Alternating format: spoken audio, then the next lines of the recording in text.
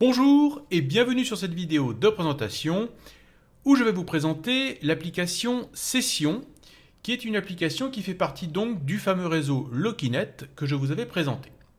D'ailleurs, à ce propos, Lokinet a déjà changé de nom puisque maintenant il s'appelle Oxen. Donc vous voyez, les choses changent très vite. Et d'ailleurs, tout ce que je vais vous expliquer aujourd'hui sur l'application Session risque de changer dans les mois à venir puisque, vous le savez, toute cette infrastructure, toute cette nébuleuse qu'il y a autour de Lokinet est sujet à changer assez rapidement puisque tout est en cours de développement. Donc il est fort possible que dans quelques mois, l'application Session soit bien différente de ce qu'elle est aujourd'hui et elle a déjà bien changé depuis sa sortie. Donc avant de continuer de regarder cette vidéo, je vous conseille d'aller regarder la vidéo que j'ai faite sur Lokinet parce qu'il y a certains concepts qu'utilise Session, en particulier le concept des essaims. Donc je ne vais pas trop rentrer de nouveau dans l'explication concernant les essaims. Donc si vous voulez mieux comprendre ce concept, je vous conseille d'aller voir cette première vidéo que j'avais faite concernant Lokinet, qui est donc, je le rappelle maintenant, Oxen. Donc l'application Session est une application similaire à l'application WhatsApp ou à l'application Signal. C'est donc une application de messagerie qui permet donc d'échanger des messages ou même des fichiers entre deux personnes ou également au sein d'un groupe de discussion. Alors à la fin de cette vidéo, on reparlera un petit peu des applications WhatsApp, Signal et Session et puis on essaiera de voir un petit peu quel est le pour et le contre d'utiliser les uns et les autres. Pour le moment, on va se concentrer sur l'application Session. Et on va tout simplement utiliser la petite infographie qui est sur le site de Lokinet et qui nous montre donc une petite discussion entre Alice et Bob. Car vous savez, Alice et Bob sont toujours là pour tester les réseaux. Alors, comment ça se passe entre Alice et Bob lorsqu'ils utilisent l'application Session ? Eh bien, tout d'abord, lorsque vous utilisez l'application Session, par rapport à l'application WhatsApp ou Signal, vous n'avez pas besoin de donner ni votre adresse email, ni votre numéro de téléphone pour vous identifier. En fait, ce qui est utilisé, c'est une clé paire. Alors, je rappelle brièvement ce qu'est une clé paire. C'est une clé de chiffrement qui est en deux parties, une partie privée et une partie publique. La partie publique de la clé, vous pouvez la donner à qui vous voulez, et cette partie publique de la clé permet à votre destinataire de chiffrer des messages qu'il va vous envoyer. Et la partie privée de la clé, c'est la partie qui va vous permettre de déchiffrer les messages, et donc cette clé privée, vous devez bien sûr la garder précieusement et elle est secrète et ne doit être donnée à personne. Donc, comme toute application de messagerie, lorsque deux personnes veulent s'échanger des messages, elles doivent d'abord s'échanger leur clé publique. Les clés qui sont utilisées sur Session sont des clés de type X25519 qui sont en fait des clés à base de courbes elliptiques. D'ailleurs, la X25519 est elle-même un dérivé de la clé Curve 25519. Donc ici, on est sur des clés de taille de 256 bits, donc qui offrent un chiffrement tout à fait correct pour une application de chat. Pour ce qui est des pièces jointes, si vous envoyez par exemple des fichiers au travers de Session, là, les fichiers sont chiffrés à base du bon vieux AES 256. Donc nous avons ici du chiffrement fort pour ce qui est de l'échange de données entre les deux personnes qui veulent discuter et s'échanger des fichiers. Alors l'application Session, pour les échanges de clés, utilise un protocole équivalent à celui de Signal. En fait, c'est le même protocole que Signal, mais qui a été modifié parce que Signal utilise, lui, un serveur centralisé, ce qui n'est pas le cas du réseau Lokinet, qui lui utilise le système des essaims. Et donc le protocole Signal a été modifié pour fonctionner avec le principe des essaims qui est sur Lokinet. Là encore, je fais référence à ma précédente vidéo. Donc, comme je vous l'avais déjà expliqué dans ma précédente vidéo, ils n'ont pas réinventé la roue. Ils ont utilisé des protocoles déjà existants et ayant fait leurs preuves et les ont modifiés pour que ça fonctionne avec leur système. Et là encore, on retrouve, pour ce qui est de la communication et de la liaison ici entre Alice et Bob, le même système que l'on trouve sur un réseau de type Tor, c'est-à-dire du routage en oignon. C'est-à-dire qu'il va y avoir des nœuds du réseau qui vont être entre Alice et Bob. Donc, qu'est-ce qui se passe lorsqu'Alice veut envoyer un message à Bob ? Premièrement, l'application Session va créer un chemin constitué de 3 nœuds du réseau qui vont aller sur un nœud d'écoute. Donc, on voit ici les 3 nœuds du réseau et le nœud qui est au bout qui est un nœud d'écoute et qui va écouter la réponse de Bob. Bob, de son côté, va faire la même chose, c'est-à-dire qu'il va créer 3 nœuds intermédiaire avec un nœud d'écoute qui va également écouter la réponse d'Alice. Donc il n'y a ici que le premier nœud qui connaît l'adresse IP d'Alice et la même chose du côté de Bob. Le nœud qui se trouve au milieu ici connaît l'adresse IP du nœud précédent mais ne connaît en aucun cas l'adresse IP d'Alice. Donc ici on voit que déjà dès le deuxième nœud, il n'est plus possible de connaître l'adresse IP d'Alice qui permet de l'identifier et de la localiser. Donc ici on a un système vraiment quasi identique au système du réseau Tor. Alors l'intérêt ici, c'est qu'il n'est pas possible d'identifier Bob et Alice, puisqu'ils utilisent tous les deux des pseudos, et que la seule chose qu'ils identifient sur le réseau, eh bien, ce sont leurs clés paires qui ont été générées au moment de la création de leur session. Alors parlons un petit peu ici du type d'attaque qu'il serait possible de faire pour essayer de perturber la communication entre Alice et Bob. Alors tout d'abord, il est clair que les communications de Alice et de Bob vont passer par leur fournisseur d'accès à Internet et par des intermédiaires qui se trouvent sur le réseau. Alors il serait possible de perturber les communications entre Alice et Bob en par exemple détournant les paquets qui sont envoyés. Et donc Bob par exemple ne recevrait pas les paquets qu'Alice envoie. Il serait également possible de corrompre ces paquets, c'est-à-dire de les modifier d'une quelconque façon pour essayer d'y intégrer quelque chose de malicieux. Mais à ce moment-là, le système est conçu de telle façon que Bob recevrait un message qui lui dirait « Attention, il y a quelque chose de pas normal, le paquet qu'Alice a envoyé a été corrompu. » Donc ici, il y a des possibilités de perturber la communication, mais en aucun cas d'aller voir ce qu'il y a dans les paquets et d'aller voir ce que se disent Alice et Bob.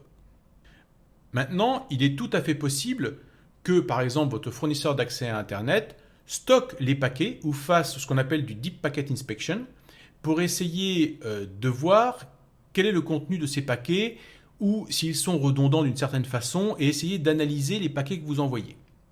Et votre fournisseur d'accès à Internet ou quelconque intermédiaire qui se trouverait entre Alice et Bob peuvent très bien faire de la rétention de ces paquets dans l'espoir de pouvoir les déchiffrer plus tard. Et ce que je dis là, c'est valable pour l'application Session comme pour n'importe quelle application de chiffrement, de messagerie. Alors il y a également une attaque qui serait possible pour pouvoir connaître l'adresse IP d'Alice et de Bob et pour savoir qu'ils discutent ensemble. C'est l'attaque de type timing attack ou également une attaque dite globale, c'est-à-dire que là, il faut avoir quelqu'un qui soit capable de surveiller la globalité du réseau. Donc là, on s'adresse vraiment à un attaquant de type étatique, on va parler d'un État ou de quelqu'un qui a des gros moyens, qui serait capable de vraiment surveiller la globalité du réseau.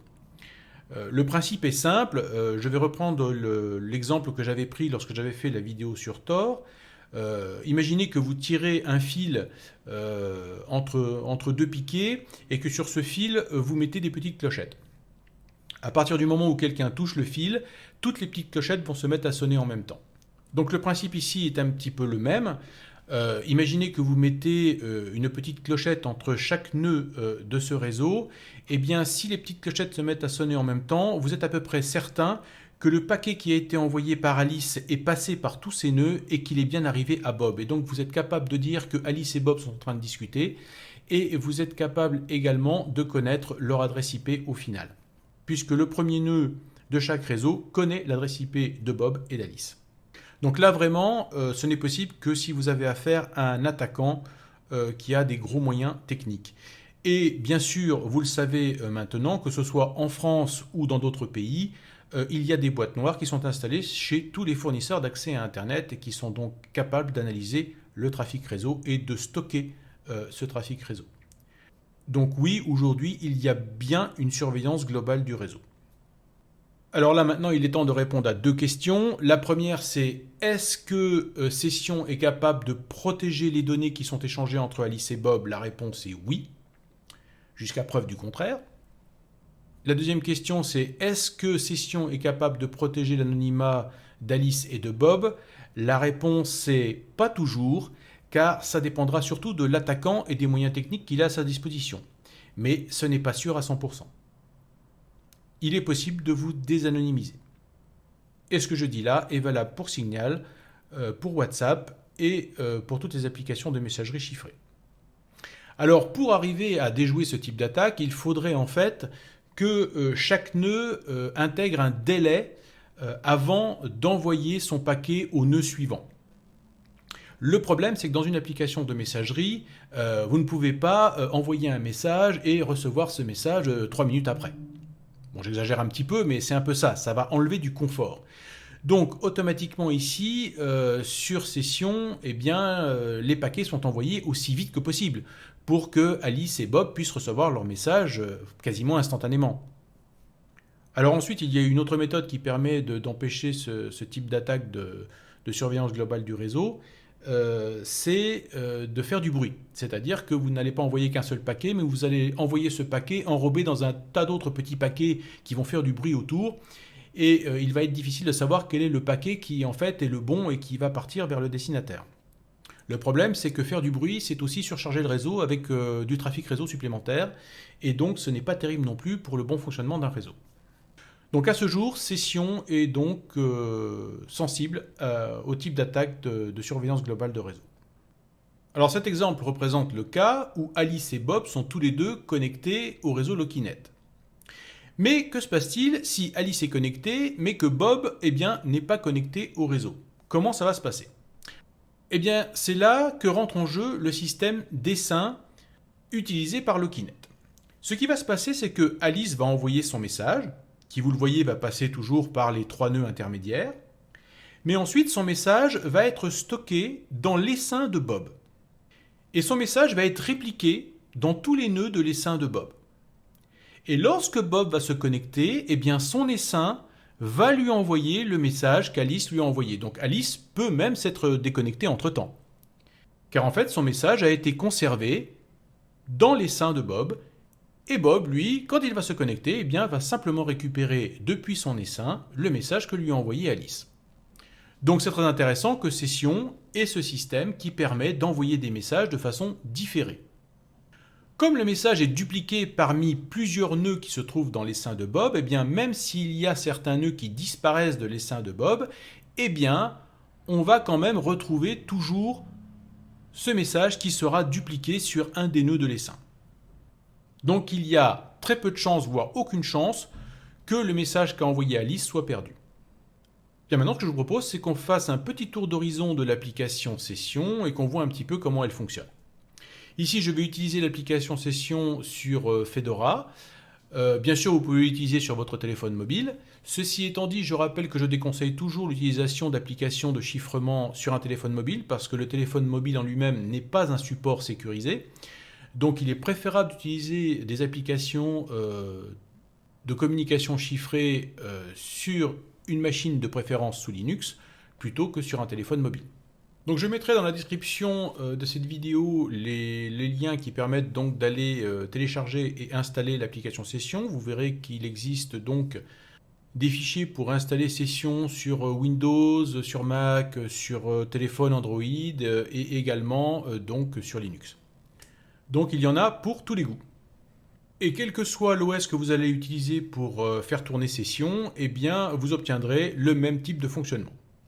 Donc la première chose que vous demande Session lorsque vous l'ouvrez, eh bien c'est de créer un Session ID, c'est-à-dire cette fameuse clé qui permet de vous identifier sur le réseau. Et donc là c'est très simple, vous cliquez sur créer une Session ID. Vous voyez qu'en plus tout cela est traduit en français, ce qui est également une bonne chose, parce que tout le monde n'est pas anglophone. Et vous allez pouvoir cliquer sur continuer une fois que cela est fait. Ensuite, vous pouvez mettre un pseudo. Ici, je vais mettre Eric, mais vous pouvez mettre absolument tout ce que vous voulez. Même, vous pouvez mettre votre vrai nom, si vous voulez discuter avec des gens de votre famille ou autres, et que vous voulez qu'ils puissent au moins vous reconnaître quand même. Eh bien, vous pouvez bien sûr ne pas mettre un pseudo, mais mettre ce que vous voulez ici pour que vous puissiez être identifié par les gens que vous connaissez. Et puis vous pouvez également mettre un mot de passe, mais il est optionnel, puisque ici, ce qui protège vraiment votre compte, c'est la clé et non pas un simple mot de passe. Ce qui est également très intéressant parce que la clé vous protégera beaucoup mieux. L'intérêt ici de mettre un mot de passe, c'est d'éviter que quelqu'un qui aurait accès à votre ordinateur puisse facilement accéder à l'application Session. Donc ici, ça ne protège que l'accès à l'application Session sur la machine, c'est tout. Donc on ne va pas en mettre, on va juste faire commencer.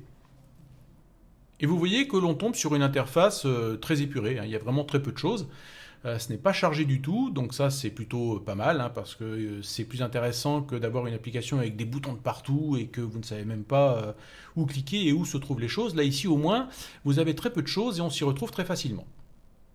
Donc vous pouvez, si vous le voulez, partager cette session ID avec des personnes que vous connaissez. Et donc vous pouvez très bien stocker ça par exemple sur une clé USB et leur donner pour qu'ils puissent vous ajouter par exemple dans leur contact.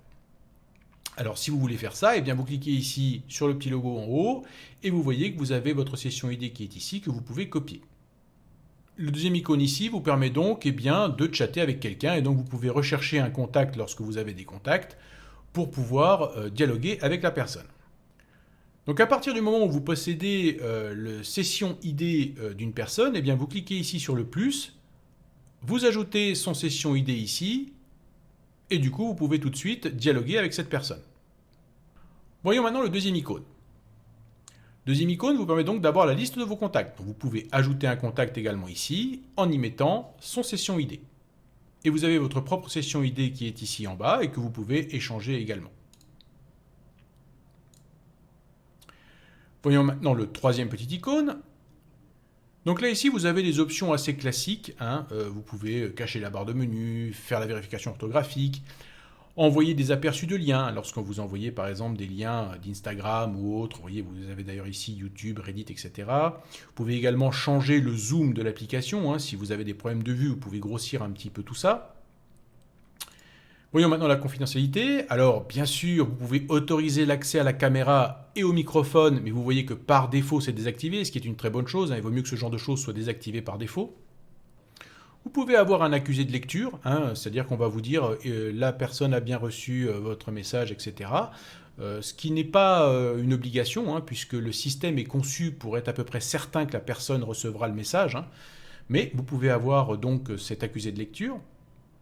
Alors, vous pouvez également avoir l'indicateur de saisie, vous savez, ce petit message qui dit Alice est en train de vous taper un message avant que le message arrive. Donc c'est bien de savoir que la personne qui est en face est active et est en train de faire quelque chose, hein, plutôt que d'attendre bêtement devant son écran en se disant est-ce qu'elle va me répondre ou pas. Là, au moins, vous avez un petit indicateur, donc ça c'est bien de le laisser, hein, c'est toujours agréable de savoir ce que fait l'autre et de ne pas attendre bêtement. Vous avez la mise à jour automatique. Et puis vous avez le fameux mot de passe que vous pouvez définir pour verrouiller l'écran de session et donc vous assurer que le petit dernier ne vienne pas derrière vous alors que vous vous êtes levé pour aller voir ce qui se passait dehors et aille taper n'importe quoi sur session. Donc possibilité de verrouiller session. Ensuite, vous pouvez également bloquer des contacts. S'il y a des gens qui n'ont pas été très sympathiques avec vous, eh bien vous pouvez tout simplement et tout bonnement ici les bloquer dans cette liste de contacts bloqués et ainsi vous ne recevrez plus jamais de messages de leur part. Ensuite, eh bien, vous avez des options concernant la notification des messages. Donc vous voyez qu'au niveau des paramètres, il n'y a pas énormément de choses, mais il y a l'essentiel. Il y a vraiment les choses que l'on a l'habitude d'utiliser dans d'autres applications. J'imagine que dans les mois qui viennent, il y aura beaucoup plus de paramètres qu'il sera possible de changer. Mais on va dire que c'est un très bon début. Alors maintenant, nous avons vu que votre session n'était pas protégée par un mot de passe. Donc, que se passe-t-il si bien votre ordinateur tombe en panne ou que votre disque dur lâche? Comment vous faites pour récupérer votre session et votre session ID et tout ça? Donc vous voyez qu'ici en bas, j'ai deux boutons qui sont très intéressants, mais qui malheureusement débordent un petit peu parce que la traduction est trop longue par rapport à la largeur des boutons, hein, ce qui est dommage. Le designer va devoir retravailler un petit peu ça. Et donc vous avez un bouton phrase de récupération qui vous donne une phrase qui, comme son nom l'indique, permet de récupérer donc votre session ID au cas où vous ayez une nouvelle machine ou que vos données aient été détruites d'une quelconque façon et que vous avez besoin de récupérer votre session. Donc il suffit simplement de copier cette phrase de récupération et de stocker ça dans un endroit sûr, secret. Je vous conseille de le stocker par exemple dans une application de gestionnaire de mots de passe, quelque chose comme ça, enfin quelque chose de chiffré en tout cas, puisque cette phrase de récupération permet donc de récupérer votre compte. Donc attention, si quelqu'un possède ça, il peut usurper votre identité. Et donc vous avez le bouton effacer toutes les données qui permet en fait de détruire le session ID qui se trouve sur session parce que vous avez décidé de ne plus l'utiliser. Donc vous allez voir, on va faire le test tout de suite. Je vais prendre la phrase de récupération que je vais copier dans le presse-papier et je vais cliquer sur effacer toutes les données. Donc il me demande si je veux vraiment faire ça. Donc vous voyez, ça efface définitivement tous les messages, toutes les sessions, tous les contacts. Je clique sur Valider. Et là, vous avez Session qui va redémarrer. Donc je vais aller sur Connexion. Je vais cliquer sur Restaurer mon compte. Et je vais donc coller la phrase que j'ai copiée tout à l'heure. Je vais remettre mon nom d'utilisateur. Et je vais cliquer sur Continuer ma session. Et vous voyez que j'ai récupéré sans problème ma session. Alors d'ailleurs, concernant la confidentialité, je vais revenir sur un point ici. Envoyer des aperçus de liens, vous avez remarqué qu'il était désactivé par défaut. Et je vais rajouter une petite précision. Il est désactivé pour une bonne raison, c'est que si vous voulez avoir un aperçu, forcément, Session va être obligé de contacter Instagram, Pinterest, Reddit ou YouTube pour aller chercher la miniature d'une vidéo, par exemple, ou d'une image, etc.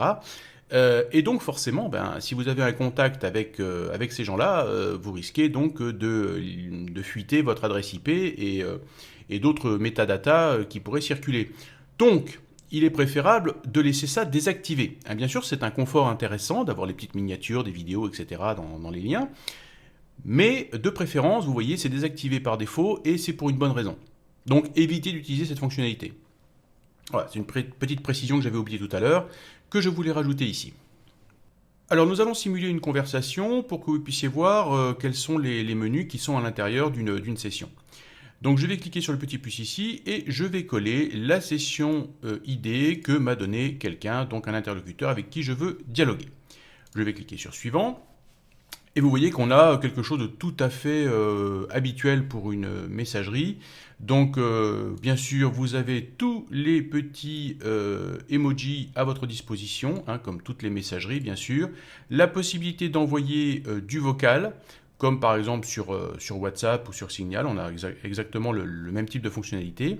Et puis également ici, le bouton plus qui vous permet d'envoyer une pièce jointe. Donc ici, on retrouve des fonctionnalités similaires. Par contre, ce qui est intéressant, c'est le petit menu qui est ici en haut. Et particulièrement le message éphémère qui va vous permettre en fait d'indiquer pendant combien de temps en fait le message va être conservé pour être envoyé à votre destinataire. Si vous voulez que le message soit par exemple détruit au bout d'une heure, si votre interlocuteur ne l'a toujours pas récupéré, eh bien c'est possible de l'indiquer ici et de dire voilà, je souhaite que ce message ne soit sur le réseau que pendant une heure seulement et si mon destinataire ne l'a pas reçu, eh bien il doit disparaître. Ça c'est une très bonne chose. Ensuite vous avez le numéro de sécurité qui est en fait une signature qui vous permet de vous assurer que votre interlocuteur a la même signature et donc il n'y a pas eu d'usurpation d'identité. Vous pouvez réinitialiser la session sécurisée, c'est-à-dire régénérer les clés pour cette session et repartir de zéro au cas où vous ayez un doute sur peut-être quelque chose qui ne se passerait pas bien. Vous pouvez réinitialiser la session en cours. Vous pouvez bloquer votre contact ici, si jamais vous estimez que vous ne voulez plus recevoir de messages de sa part, vous pouvez le bloquer ici, donc il va se retrouver dans la liste des contacts bloqués. Vous pouvez également copier sa session ID pour la conserver dans un fichier autre, comme par exemple un gestionnaire de mots de passe, ou enfin du moins quelque chose de chiffré, pour que vous puissiez garder ça pour plus tard, peut-être pour réutiliser ce session ID sur une autre machine, ou conserver ce session ID au cas où cette machine soit réinstallée et que vous avez besoin de récupérer votre session vous-même, puis rajouter les sessions avec qui vous discutez. Vous pouvez supprimer tous les messages, faire un petit clean, un petit clear du chat. Et puis vous pouvez supprimer tout simplement ce contact avec qui vous êtes en train de parler. Également, je vais cliquer sur le petit icône qui est en haut à droite ici et qui représente mon contact. Vous voyez que je peux régler ici le côté éphémère de mes messages. Je peux également voir tous les médias qui ont été envoyés et tous les documents qui ont été envoyés donc à mon contact. Donc ça aussi c'est très intéressant parce que tout ça est stocké bien sûr dans l'essaim. Donc c'est particulièrement intéressant de pouvoir regarder un petit peu tous les documents qu'on a en commun et les médias qu'on a en commun et qu'on a envoyés. Donc vous voyez, c'est très simple, vous trouverez sans difficulté des fonctionnalités similaires aux fonctionnalités que vous utilisez déjà sur d'autres applications de messagerie. Alors bien évidemment, vous vous en doutez, il y a un dark mode sur session, c'est-à-dire que si vous avez les yeux qui piquent, eh bien vous pouvez faire ceci, cliquer sur la petite lune en bas à gauche et vous vous retrouvez avec un thème dark. Ce que j'apprécie également, parce que c'est vrai que le fond blanc comme ça, au bout d'un moment, ça peut faire mal aux yeux. Donc vous avez le bon vieux Dark Mode sur Session. Alors maintenant parlons brièvement des discussions de groupe. Il est possible donc de faire des discussions de groupe sur Session. Vous avez deux types de groupes possibles. Soit le groupe privé, soit le groupe public. Donc si vous voulez créer un groupe privé, vous cliquez sur Nouveau groupe, vous ajoutez donc des contacts à ce groupe et vous allez avoir un groupe donc qui va être uniquement pour les personnes que vous aurez ajoutées dans ce groupe. Et puis ensuite vous avez la possibilité de joindre un groupe public si on vous a donné l'URL de ce groupe public. Mais là les règles sont un petit peu différentes. Alors, à savoir que normalement le groupe privé peut aller jusqu'à 500 membres simultanés, ce qui est déjà pas mal, hein, ça fait quand même pas mal de monde. Le fonctionnement de ces types de groupes publics et privés ne sont pas exactement les mêmes. Et je vous déconseille fortement de faire du groupe public. D'ailleurs, si vous voulez faire du groupe public, si vous voulez créer un groupe public, vous allez en fait être vous-même le serveur. Ce qui n'est pas très bon. En effet, le problème des discussions de groupe, et ça c'est le cas pour toutes les applications de discussion, c'est que comme il doit y avoir un échange de clés entre les différents participants à la discussion dans le groupe, eh bien il faut nécessairement qu'il y ait un serveur qui fasse l'intermédiaire entre les différents contacts afin que le serveur puisse donc distribuer les clés ou du moins distribuer une clé globale pour la discussion dans le groupe. Au niveau sécurité, c'est pas génial parce que du coup, ça centralise la discussion sur un serveur. Et donc là, on n'est plus du tout dans quelque chose de décentralisé. Donc il est préférable d'utiliser un groupe privé. C'est mieux sécurisé. Et de toute façon, quelle que soit l'application de discussion que vous utilisez, hein, que ce soit WhatsApp, Signal ou autre, il est de toute façon assez déconseillé d'utiliser des discussions de groupe. D'ailleurs, vous avez plein de cas déjà sur ces applications-là où les discussions de groupe ont permis des infiltrations et ont permis de déterminer les identités des participants du groupe, etc., etc. Il y a plein d'exemples dans ce cas-là. Donc les discussions de groupe, généralement, sont moins sécurisées qu'une discussion entre deux personnes avec un chiffrement de bout en bout. Le problème étant que la discussion de groupe nécessite un serveur intermédiaire, nécessite qu'il y ait quelqu'un pour dispatcher les clés, et ça, c'est un problème.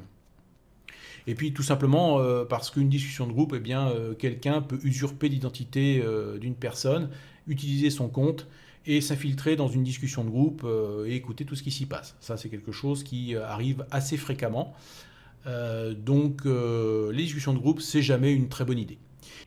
Moi, mon conseil, c'est que si vous avez besoin de passer une information à un groupe, c'est plutôt d'utiliser une chaîne de communication, hein, c'est-à-dire que A envoie un message à B, et B envoie le message à C, et C envoie le message à D, etc.